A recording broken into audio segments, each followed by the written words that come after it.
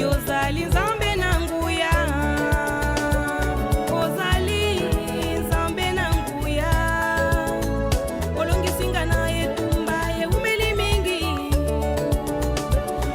mingi bitumba. Merci chers amis internautes partout à travers le monde, encore une fois Toyeli Sukuluka, maman ya bana mibali, maman Israël la joie. Na centre Tonganzoto depuis Kinshasa, na commune ya Bandalungwa na avenue Kimbondo numéro 164.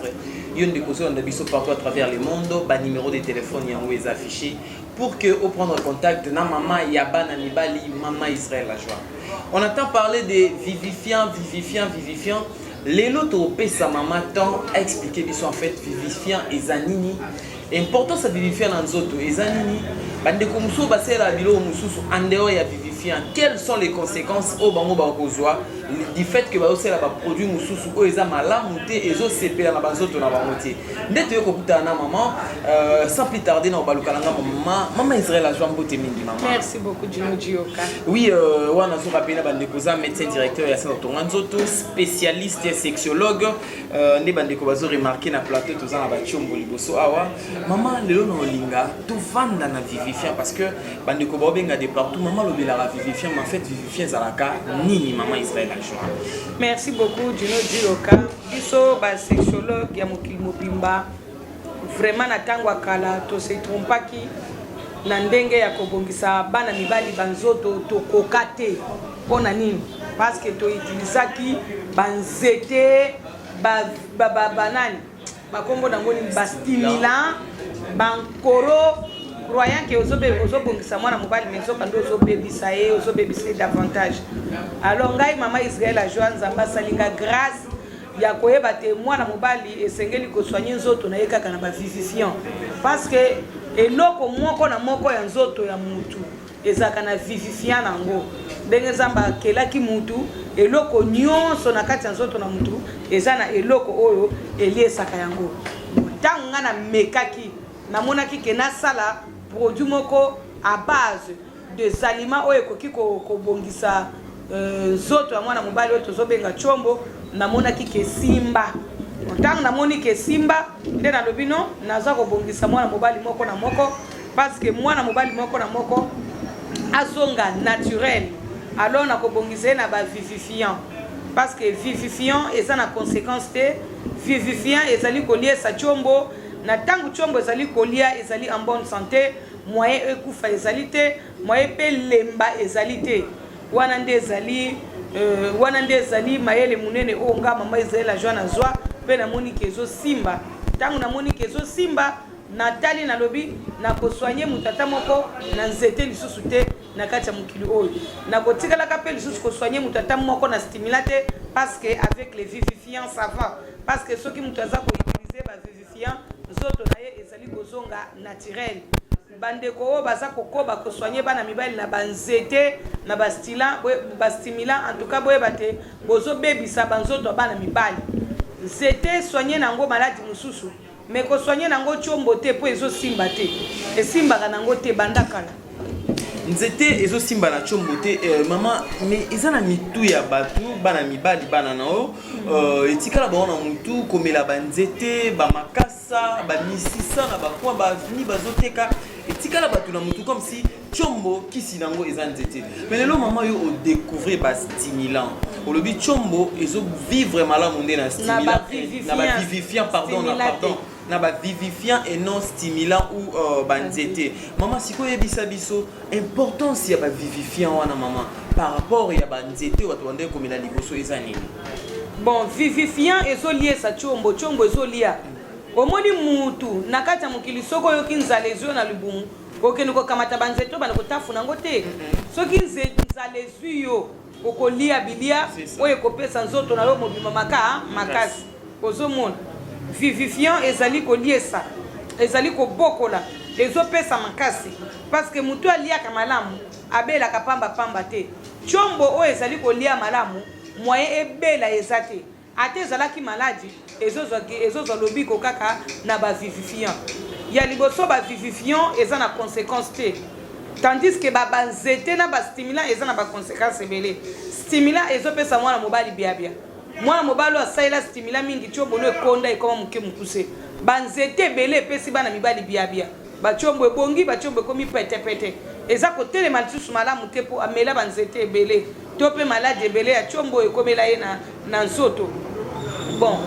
vivifiant ekopesa force moko naturelle na chombo ya mwana mobali ke yo moko mwana mobali tango zo vivifier chombo na yo avec les produits vivifiants okomona tango chombo sosonga naturel ekomi pe kotelema tongo ndenge chombo ya mwana mobali etelemaka ekomi pe kobeta baku ebele ekubi ekomi pe makasi mwa saso sentir yo et puis ba vivifiant ezo bokola yango banzete ebele to remarquer enyokoli bana mibali ebele pe bana mibali ebele na mokili bakufa pona banzete azaka na ye na problème ba libumu pasi te azaka na problème ba rein te azaka na problème ba tension te mais tango ake komela ba stimuler na banzete akoma na ba problème sérieux na nzoto bimela mela banzete na bipilia la banzete ba mususu bakoma na ba cancer de foie ba mususu ba lia banzete mususu bazoye bateke nzeto azali kolia ezali acide suka okomona komi na ba acide na nzoto loposo na ye bandi koyinda ida yango moko obandi kotala mutu azobeba nzoka nde aliaki eloko moko to amelaki eloko moko boya nzete esimbaki ata na organisme na ye te pe ezalaki pe na dose te ozomona. Donc différence yango na vivifiant eza nango na conséquence na nzoto ya mutu te. Vivifiant eza na traitement moko kitoko nde nasali ba vivifia bongo na ye kosala pe vivifia moko ya potopoto parce que mwana mobali nyonso avivifia kanzoto na ye dès le matin. Alors tango bana mibali babandi komela potopoto tonga nzoto na ye ko remarquer que ezobongisa bana mibali kaka chombo teme ezobongisa bango na baloposo na bango na ba teinture na bango omona mwana mobali oyo azali ko vivifia nzoto na ba vivifiant aza komela potopoto tonga chombo komona ke na teinture na ye soko tali ozomona ke avant abanda traitement azalaki na ye bongo te mais tango abandi traitement a changé complètement. Donc beauté bimiti na libando zo senti que na kati pasama. Merci beaucoup maman. Eloko moko lobi somo moko lobi soki mutu azana nzala aliaka nzete te amelaka pe ba matiti te o banini boye mais aliaka eloko yo kwanga makemba malemba mikate mapa bambala eloko nyonso wana mama chombo pesa kande na eloko esengelaka eliande eloko ngo babengi vivifiant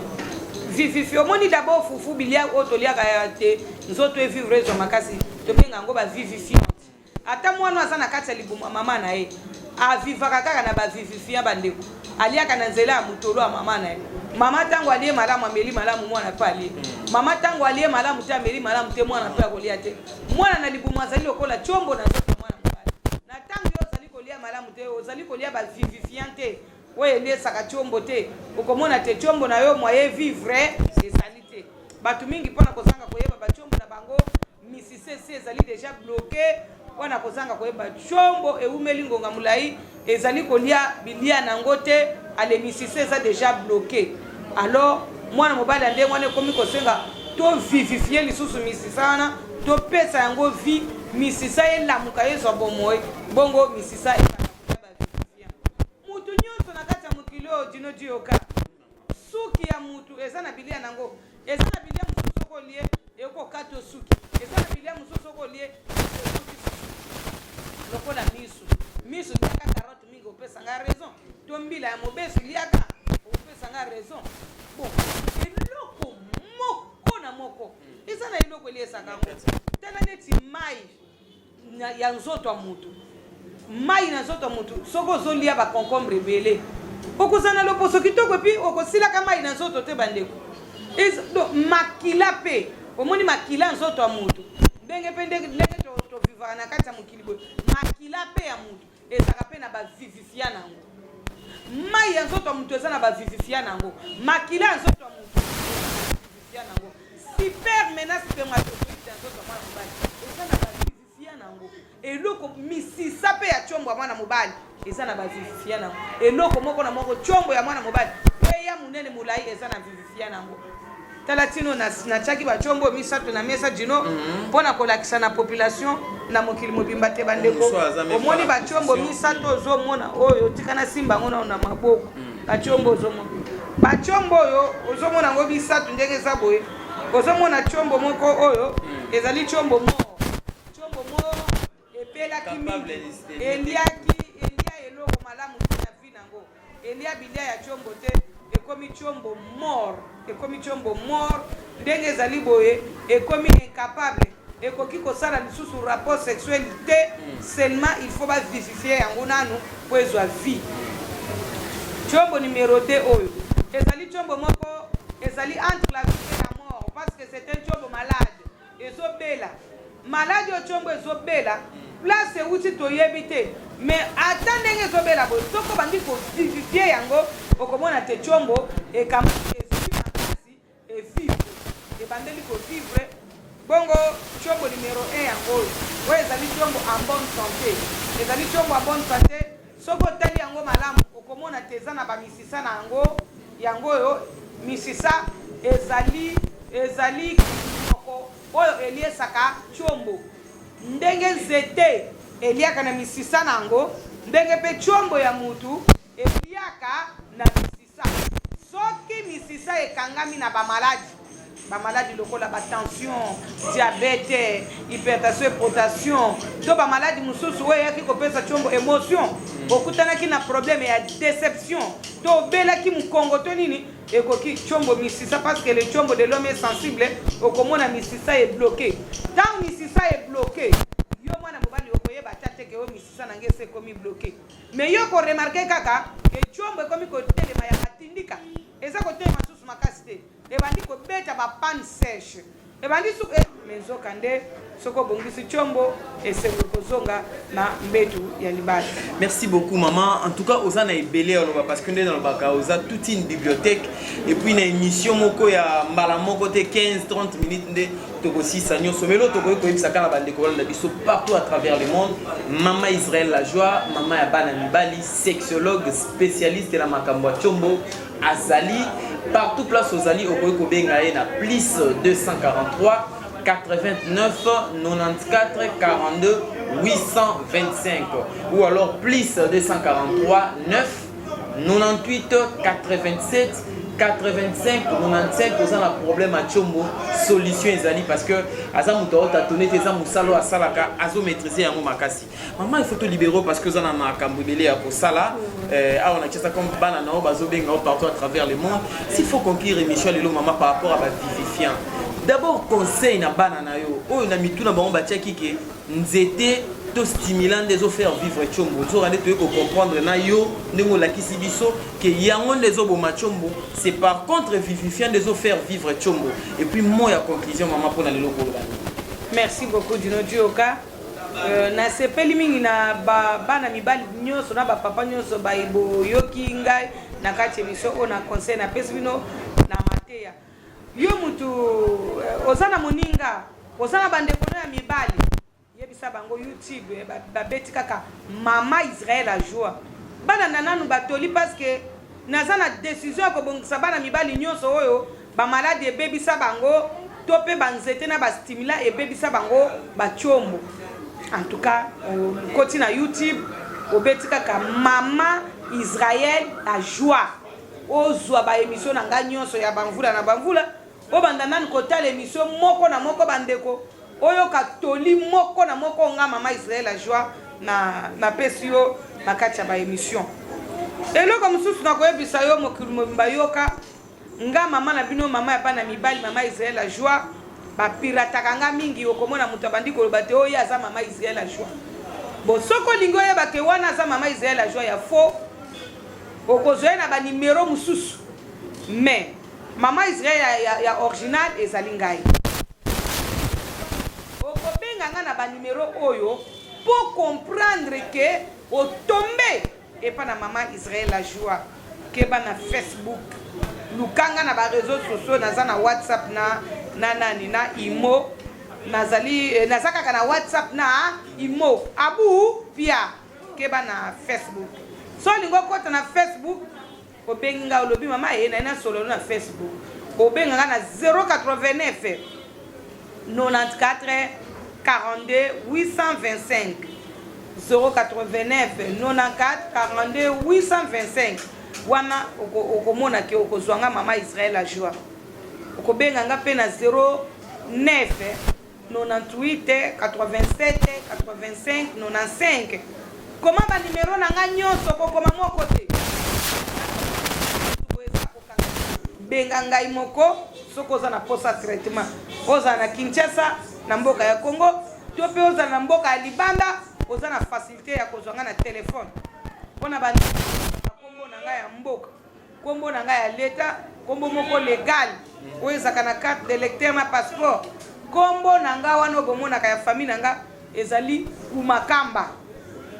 Prénom na ngai Patience. Po kombo ya Israël la joie nzambe buto pesa ngai. Kombo ya Kumakamba Patience yango nde ezaka na ba document na ngai. Kumakamba Patience. Kumakamba Patience. Kumakamba nani? Patience. Okotindela ngai kaka na Western Union parce que kuna basa batoyo bayebi mutu azali élevé en dignité po mutu na kati ya mboka na mwana moko amuki ayebi ye vraiment soki atindi mutu vraiment bokosunga ete bokomona na ba agence mususu kaka mama Israël ye moko aya poto mona ato bengi bango na téléphone po ba numéro na ngai eza connu partout dans le monde entier. 089 94 42 825 09 98 87 85 95. Soko lingo tindela nga mbongo na agence mususu tinda yango na kombo ya ndeko na yo moko to na kombo camarade na yo aya kolukanga na centre Tonganzoto avenue Kimbondo numéro 164 pote afutela yo consultation na yo parce que soki na consulter yo na koyeba kana yo na koyeba dose ya bakisi na yo quantité nango na durée ya traitement na yo lisusu na koyeba prix ya bakisi na yo parce que wana déjà na sina consulter yo loko munene mususu na ngai na yebisa yo à part Western Union okoko tinda mbongo na yo na Lambert de Paris parce que bango pe quand même baza bato bayebi ko sala enquête parce que bato bayebi ko sala musala malamu mutu azali élevé en dignité na kati ya mboka boyebi adresse ne malamu bozalaka ebele na kati ya musala si boko kotinda ta mutu moko kotikele mbongo ti mais ba mususu bazalaka na respecté yango na yo kotindela nga mbongo soit na Western Union soit na Lambert de Paris soit na Monnaie Trans et Abu Pia. Bon nayebisa ko na bikombo na nga ya Israël la joie ezali kombo nzamba pesa ngai mais kombo na nga penza ya famille kombo na nga ya Congo ezali Kumakamba Patience. Vraiment nzamba pambolo dino dio nzamba pambola tete kuna na diaspora RDC apambola lisusu kuna na promo Congo pe na yebisi pe lisusu mokili mobimba te obeto lukinga na YouTube mama Israël la joie okokuta ngai na ba émission ebele oyo nazopesa yo ba conseil ebele. Merci beaucoup maman Israël la joie. Merci sans problème parce que il dit makana RDC il dit que ndaka partout à travers le monde même à l'intérieur RDC ça dans village et komaka parce que ça va produire ça certifié mboka ebiango et dimaka sans problème et ko komela aux yeux vivifiant au lieu zo kabanzete OK bloquer mais si ça au bébé sa santé comment ba insuffisance rénale ba prostate ba bokono belé pour na kozanga koyeba metala koyeba yango yo maman Israël la joie maman ya bana mibali sexologue spécialiste na mambo chombo ayebisio ba numéro de téléphone aux yeux. Merci beaucoup en tout cas na dit que okoyeba na kobenga pour que au solano maman Israël yemoko merci na DT Diaspora, merci aussi na Raïs Congo Promo, tokute na mbalekoya Nzambe apambola biso. Merci maman Israël. Merci beaucoup. Pour RDC, ensemble de communautés congolaises dispersées à travers le monde.